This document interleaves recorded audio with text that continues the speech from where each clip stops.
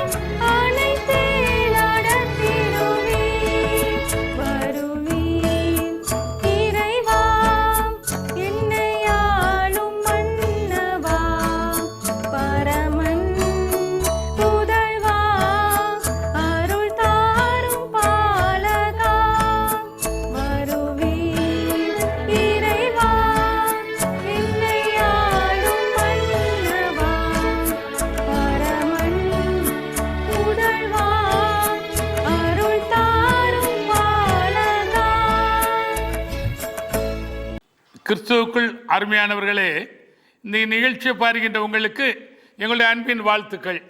இன்னிசையில் நற்செய்தி என்ற நிகழ்ச்சியை நாங்கள் தொகுத்து வழங்குகின்றோம். நல்ல ஒரு பாடல். ஆண்டவராய் இயேசு பிறக்கும் பொழுது சத்திரத்திலே இடமில்லை இடமில்லை என்று சொல்லி அனுப்பினார்கள் என்று சொல்லி வாசிக்கிறோம். உங்கள் உள்ளத்திலே, சத்திரமாகிய உங்கள் உள்ளத்திலே ஆண்டவராய் இயேசுவுக்கு இடம் உண்டா? இந்த கிறிஸ்துமஸ் காலங்களிலே கிறிஸ்துமஸ் பண்டிகையை கொண்டாடுகிற நீங்கள் ஆண்டவருக்கு உங்கள் உள்ளத்திலே இடம் இருக்கின்றதா, தருகிறீர்களா என்பதை சிந்தித்து முடிவெடுங்கள். நல்ல ஒரு பாடல். அதையே லூக்கா 2ஆம் அதிகாரம் 15ஆம் வசனத்திலே மேய்ப்பர்கள் ஒருவரை ஒருவர் நோக்கி, நாம் பெத்லகேம் ஊருக்கு போய் கர்த்தரால் நமக்கு அறிவிக்கப்பட்ட அந்த காரியத்தை பார்ப்போம் வாருங்கள் என்று சொன்னார்கள். பாருங்கள், மேய்ப்பர்களுக்கு தூதர்கள் காட்சி கொடுத்து பெத்லகேமிலே ஆண்டவராய் இயேசு பிறப்பா என்று சொல்லுகின்றார். மேய்ப்பர்கள் சரியான பாதையிலே வாருங்கள் என்று சொல்லி உடனே புறப்பட்டார்கள். நம்முடைய வாழ்க்கையிலே நான் வேடிக்கையாக சொல்லுவேன், இன்றைய நாள் ஒரு வேலை என்று சொன்னால் என்னுடைய மனதில் என்ன நினைப்பேன் என்று சொன்னால், நாளைக்கு நாம் இருப்போமோ இருக்க மாட்டோமோ, அன்றன்றைய வேலையை அன்றன்றே முடிக்க வேண்டும் என்பதில் நான் தீவிரமாக உள்ளவன். அநேகம் பேர் நாளைக்கு பார்க்கலாம்னு சொல்லுவாங்க. அப்படி சொல்லவே கூடாது. மேய்ப்பர்கள் அதையே கேட்ட மாத்திரத்தில் அடுத்த லூக்கா 1:39-40 மரியாள் அதே போல எழுந்து மலை நாட்டிலே உள்ள யூதாவில் பட்டணத்துக்கு போய் அன்றைக்கு பாருங்கள், அழகாக சகரியாவின் மனைவி எலிசபெத்துக்கு சொல்லுகின்றாள், குழந்தை உனக்கு பிறக்கப் போகிறது என்று சொல்லி தீவிரமாய் போனாள் என்று சொல்லி வேதத்திலே வாசிக்கிறோம். அதையே சாலமோன் ஞானி பிரசங்கி 9ஆம் அதிகாரம் 10ஆம் வசனத்திலே, செய்யும்படி உன் கைக்கு நேர்கிறது எதுவோ அது உன் பலத்தோடு செய் என்று சொல்லுகின்றார். நாம் என்ன நினைக்கின்றோம்? முழு பலத்தோடு செய்கின்றோமா? ஒரு காரியத்தை செய்யும் பொழுது அரை மனதோடு செய்கிறோமா? அழகாக சாலமோன் சொல்லுகின்றார், முழு பலத்தோடு செய் என்று சொல்லுகின்றார். அதே லூக்கா 19ஆம் அதிகாரம் 32ஆம் வசனத்திலே, அனுப்பப்பட்டவர்கள் போய் அவர் சொன்னபடியே கண்டார்கள் என்று சொல்லி வாசிக்கிறோம். பாருங்கள், லூக்கா 2ஆம் அதிகாரம் 38ஆம் வசனத்திலே 84 வயதுள்ள விதவை கர்த்தரை பார்த்து எருசலேமிலே மீட்புண்டாக காத்திருந்த யாவருக்கும் அவரை குறித்து பேசினாள். 84 வயது. பாருங்கள், விதவை என்று சொல்லி பார்க்கிறோம். பாருங்கள், அந்த விதவை 84 வயது விதவை ஆண்டவரை குறித்து பேசினாள். என்னுடைய தாயார் சொல்லுவார்கள், தங்கரோடு முத்துவாச உனக்கு சும்மா, தங்கரோடு முத்துவாச உனக்கு சும்மா, ஆனால் பாவ மன்னிப்பு நிச்சயம் உனக்கு உண்டா என்று சொல்லி கேட்பார்கள். அதைத்தான் பாருங்கள், 84 வயதில் விதவை ஆண்டவரை பற்றி சொல்லிக்கொண்டே வந்தார்கள். பாருங்கள், அது சங்கீதம் 71ஆம் அதிகாரம் 17ஆம் வசனத்திலே, தேவனே என் சிறு வயது முதல் எனக்கு போதித்து வந்தீர், இதுவரைக்கும் உம்முடைய அதிசயங்களை அறிவித்து வந்தேன் என்று சொல்லி சங்கீதக்காரன் சொல்லுகின்றார். ஆண்டவர் நம்முடைய வாழ்க்கையிலே செய்த அதிசயங்களை மற்றவர்களுக்கு சொல்லுகின்றோமா? ஒருவேளை நாம் ஒரு கடையில் போய் காப்பி குடித்தால் என்ன சொல்லுவோம்? அங்கே போய் காப்பி குடித்தால் காப்பி நன்றாக இருக்கிறது என்று சொல்லுவோம். அதே போல் ஆண்டவர் செய்த நன்மைகளை, உங்களுக்கு செய்த ஒவ்வொரு நன்மைகளையும் மற்றவர்களை கண்டிப்பாக சொல்ல வேண்டும்.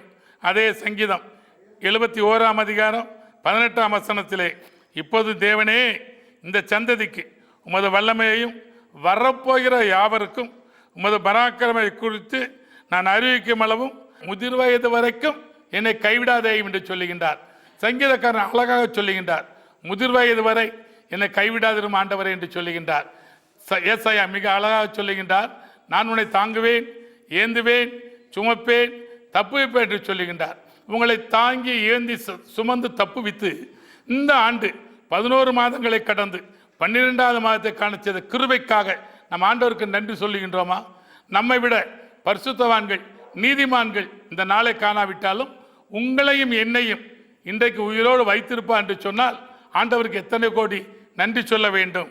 கடைசியாக 1 கொரிந்தியர் 1:27 பவுல் மிக அழகாக எழுதுகின்றார், ஞானிகளை வெட்கப்படுத்தும்படி தேவன் உலகத்தில் பைத்தியமானவர்களை தெரிந்து கொண்டார், பலமுள்ளவர்களை வெட்கப்படுத்தும்படி தேவன் உலகத்தில் பலவீனமானவர்களை தெரிந்து கொண்டார்னு சொல்லி வாசிக்கிறோம். நான் வேடிக்கையாக சொல்லுவேன், படிக்காத படிப்பறிவில்லாத தூதர்கள் சரியாக பெத்லகேமுக்கு ஆண்டவருடைய பிறப்பை காண மாட்டுக்கொட்டைக்கு வந்தார்கள்.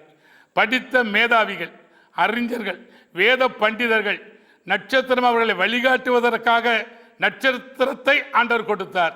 ஆனாலும் பாருங்கள், அந்த படித்த மேதாவிகள் பாருங்கள் பாதை தவறி போய் ஆண்டவர் பிறப்பது ஏரோது அரண்மனையில் என்று சொல்லி அவர்கள் மனதிலே தீர்மானம் பண்ணி கொண்டு ஏரோதிடம் போய் கேட்கிறார்கள்.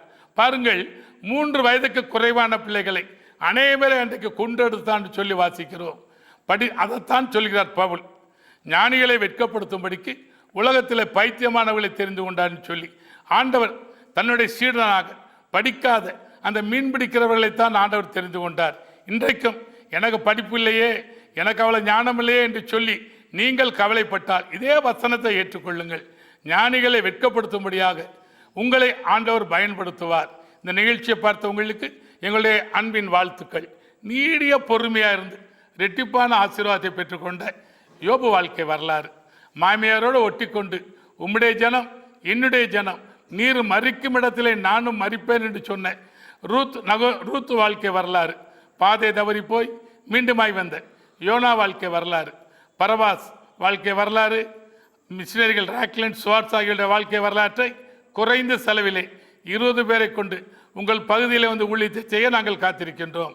ஆண்டவராகிய இயேசு சங்கீதக்காரன் சொல்கிறார், என்னோடு கூட கர்த்தரை மகிமைப்படுத்துங்கள், நாம் ஒருமித்தவருடைய நாமத்தை உயர்த்துவோமாக என்று சொன்ன வேத வசனத்தின்படி ஆண்டவருடைய ஊழியத்தை நீங்கள் அழைத்து ஆண்டவரை மகிமைப்படுத்த உங்களை அன்புடன் கேட்டுக்கொள்கிறோம். இந்த நிகழ்ச்சியை பார்த்த உங்களுக்கு எங்களுடைய அன்பின் வாழ்த்துக்கள். இந்த நிகழ்ச்சி மூலமாக ஆசீர்வாதம் பெற்றோர், அற்புதம் பெற்றோர் அநேகர். உங்களுடைய பணம் எங்களுக்கு தேவையில்லை, எங்களுக்காக ஜெபியுங்கள். இதில் பாடின, செய்து கொடுத்த, ஜெபிக்கின்ற அனைவருக்காகவும் ஜெபிக்கும்படியாக உங்களை அன்புடன் கேட்டுக்கொள்கிறோம். நன்றி.